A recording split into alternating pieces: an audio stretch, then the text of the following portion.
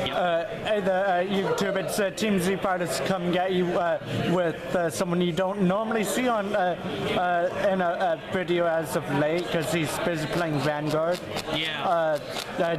Jaden, and he's coming at you with his Harpy deck. Okay, guys. As a quick announcement, as Christian said, I haven't been playing Yu-Gi-Oh recently. Been playing a lot of Vanguard. I've been wanting to build this deck forever. I finally got the stuff for it today. Except for one card. Yeah, which I'm going to be picking up later, and it's in the extra deck, and it'll be pretty obvious what it is. I'm going to give a shout out quick to our Vanguard team.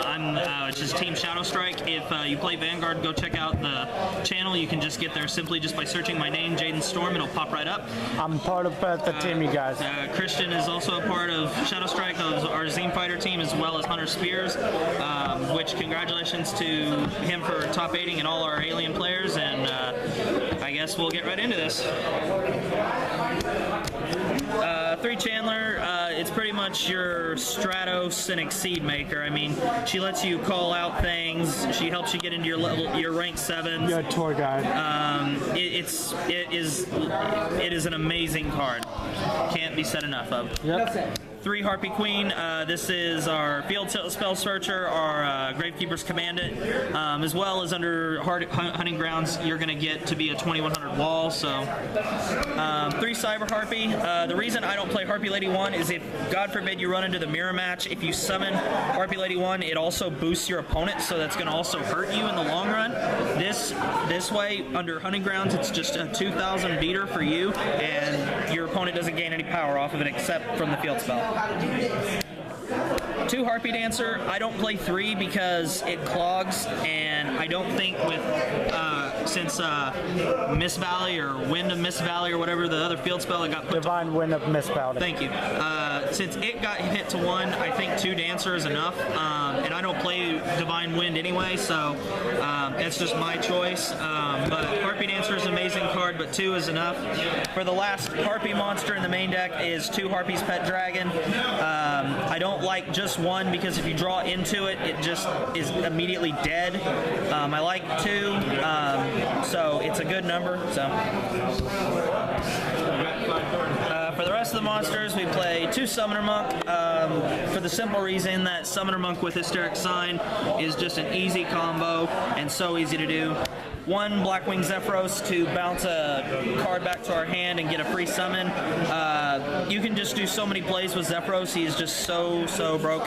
And finally, 2 Maxi. I would play 3, and I play tested 3, but since I have so much search power with Sign and I get through my deck quickly enough, 3 Maxi just gets a little cloggy, so 2 is just the perfect number for me. Moving to spells, we have the most broke card for Harpies and 3 Hysteric Signs. Hysteric Signs, pretty simple. If it is discarded to the graveyard or popped by either you or your opponent, you're going to get to search out any 3 Harpy cards in the end phase, add them to your hand as long as they have different names, or you can activate it as a continuous spell card and add Elegant Egotist from your hand to your hand from the graveyard or the deck. So most busted card ever. Another good thing to do is sometimes if you want to just mess with your opponent, just set it, and when they MST it, it hits off. So many different combos and ways you can work with this. Just so good. Of course, 3 Hunting Grounds. It's just an amazing card. I love Hunting Grounds a lot. Only 1 Egotist, and the only reason you only play 1 Egotist is Sign lets you add it from your deck or the graveyard, so there's no reason to run more than that. So I play 2 MST. I know a lot of Harpy players do not main MST since they have the field spell. I still like it just for a little extra destruction. That's just my personal taste. Yeah, and since soon enough we'll be in a field spell war. Yeah, so, and then I run one Dark Hole, 1 Book of Moon, just for your other standard spells, so. For traps, 2 Hysteric Party. I don't like 3. It clogs. You want to be able to just play enough to where you see it commonly enough to where it helps you. Hysteric Party, guys, keep in mind it is not, make sure I remember this so I don't make an idiot of myself, you do not have to only use this once per turn. You can use this as much as you want. That's why this card is amazing for Harpies. Also keep in mind a mistake a lot of young players make with this deck. If ground is active and you activate this, they all hit the field at the same time. So when you summon 3 Harpies from the graveyard with Hysteric Party, you won't get to pop 3 back row. You only get to pop 1 since they all hit at the same time. I've seen so many players do that, even just here around locals or here on Dual Network, even though I know Dual Network's not the best to use, but that's wrong. 2 Mirror Force, Harpies need protection, so we play Mirror Force to protect our Harpies. We play 2 Icarus Attack because we are playing Wing Beasts. Icarus Attack is an amazing card. This is the reason Black Wings are so damn good. Along with that and Whirlwind. Along with Whirlwind and Kalute. But even with Whirlwind and Kalute at 1, guys, this card still made Black Wings good. So this card in Harpies is literally just crack. And you do not have to tribute a face-up monster. If it is a face-down Wing Beast, you can do it. 2 Fiendish Chain, this is a good card to activate, and then if it's a dead card on your field, it's a good card to bounce back to your hand with Zephyros, so that's an option. For more negation. 2 Breakthrough Skill. I do not like Effect Veiler in this deck. I have play-tested Veiler, but to be honest, I've never really had the best relationship with Veiler. I used to play it in my Chaos deck, and that was about it. Breakthrough Skill I like because it's versatile. You can use it when you need to, and you can also use it during your turn to negate those stupid effects that just get in your way, and, you know, I like it. And then for the 1-0s, 1 Warning, 1 Deep Prison, and 1 Compulsory Evacuation Device. Why just 1 Deep Prison? Well, I would play a second, but I want to make the deck as thin as possible. I normally am a guy who likes to play 44 cards because that number has always been my lucky number, and the last 2 times I've competed at regionals and I've topped, I had 44 cards in my deck, but I might add the second one, but I'm also toying with the idea of maining 2 Imperial Iron Wall, because Boojins are going to start popping up all over the place, even here at our locals, and you know, and almost any deck can vanish in the format except this. So how many cards are you running in this build? This is a 42 card deck, if I'm remembering correctly. Do not hold me to that. All right. We have our rank 7s. We have Draco Sack, Master of Blades, and this is a big eye. I have a big eye. I just have to go pick it up for my friend. I literally got it traded to me over the phone. So pretty much your standard rank. Just for fun's sake, what did you trade him? 2 Vowing Sword Dragons, 2 Spark Rain Dragons, 2 Eradicator Perfect Guards. So basically Vanguard, you guys don't know. And something else, some other stuff for his deck. My friend, he doesn't play Yu-Gi-Oh anymore, so he doesn't need a big eye. So, and if he does get back into the game, he said he'll only play Gravekeepers, and as far as I know, Gravekeepers can't make big eye. So for the rest of my Exceeds, we're playing 3 Lightning Chidori because it is an amazing, amazing card. It is so fun to drop double Chidori. I've even been able to drop 3 Chidori on somebody, and it literally ruins their day. It's kind of like the Armides Mirror Force Quasar thing all over again. Reference to Christian's match if you didn't go see it. 2-0 Fine. I know a lot of Harpy players, they're only playing 1 of these. I like this card. I decided to play 2 for a lot of reasons. It can serve as an effect veiler even on your opponent's turn to just negate their stuff.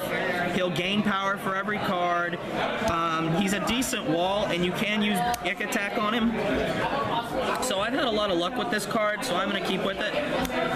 Phantasmal Dragon, I thought, honestly, because I've seen every Harpy player I know play 1 of these, and I thought, I don't know if I'd ever go into this. I was literally testing this 10 minutes before we were filming this, and it was the reason I won a game. So I now see why this card's amazing. Lavalva Chain, it's really in there just as a filler. Just to top deck? It has some use if I'm desperate to top something. And plus, Lavalva Chain is starting to become almost a staple exceed, kind of like Stardust in a synchro deck. If you can go into 8. Yeah, and then we got 1 Queen Dragon Djinn. This is really good because you can use her effect when Chandler's on the board and pull out a Harpies Pet Dragon and go into one of your rank 7s again. So it gives you an outlet to do things like that. Then for my one-ofs, well, more of my one-ofs, I guess. Cowboy, for obvious reasons. Cowboy is just hilarious. Your opponent's under 800 points, ruin their day, and just get rid of him. Maestro, another pretty much staple card, good defensive card.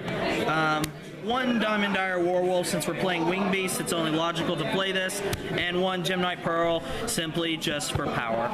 Just because it's the Gaia 4 Exceed. Yeah, and this was either going to be a Utopia or Gemnite Pearl, but I just decided to go with the higher attack power. So, and that's pretty much it. I've play tested this a long time on Dual Network DevPro, so I'm pretty confident that this deck will do good for me.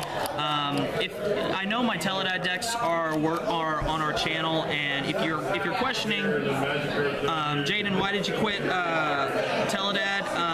Teledad could literally give me the worst hands of all times, and I'll always love the deck. But I played with it in our tournament last night, and in my first 3 rounds, I opened up double Mally. So I think it was time that it was for a change. I still love Teledad. I always will.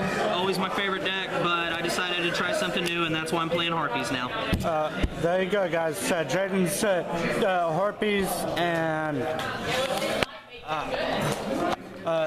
just so you guys know, I know I've commented on this on Facebook and and YouTube and all of that, but this is the first time I'll be seeing it on video. It was rolled as an unintentional cheat by me. If you guys watched the video or followed it or whatever, I did not realize that I had to inform my opponent. So yeah. That won't happen again, so blah blah blah. Peace out, YouTube, and Team Z Fighters open out. If I can find the button.